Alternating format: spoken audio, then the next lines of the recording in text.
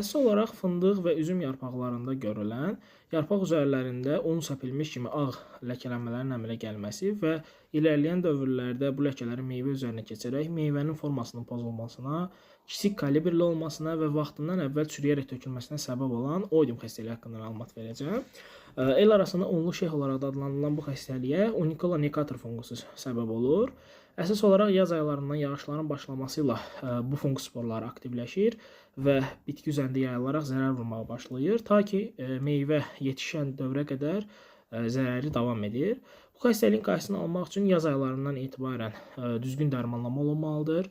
Qabaqlayıcı fungisitlər olaraq mankizib, metalaksil, fasetil, alüminium tərkibli fungisitlər istifadə oluna bilər sporların yayılmasının qarşısını almaq üçün. Ancaq əgər yarpaqlarda artıq əlamətləri görməyə başlamışsınızsa, yaxşı olar ki, penkanazol, kraksil metil tərkibli fungisitlərdən istifadə edərək bu xəstəliyin qarşısını alasınız.